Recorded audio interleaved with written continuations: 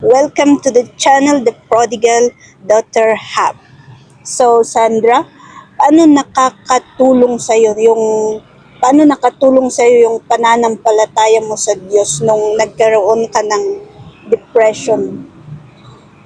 Um, there's a time na Mm. feeling ko nadidepress ako. Mm. Siguro mild lang siguro 'yun. Mm. Pero nakatulong yung pananampalataya ko sa Diyos na na-overcome ko 'yun. And Mhm.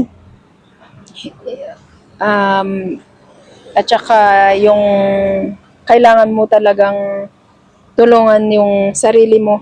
Mhm. Oo, tulungan yung sarili mo na ma-overcome yun. And naging sandalan ko siya that time. Mm. Um, kasi, tika lang, parang naiiyak ako. Cut muna natin. Mm-mm. We are back. Yun. Ayun, so, ang isa rin na pinagkukunan ko ng lakas Mm.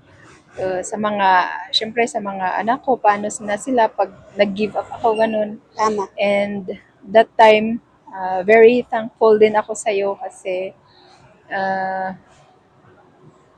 ano yun, ikaw din yung isa sa mga tinulungan mo ako na ipaintindi sa akin kung gaano ka-powerful din si God. Mhm. And that time you were my Best friend. my physical and mental advisor sa nung that time na yun. And Okay? tapos Mhm.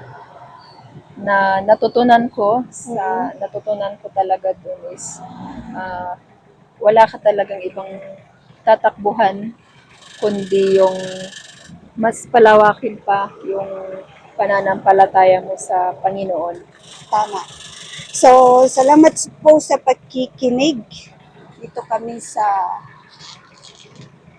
kaya medyo maingay. Thank you.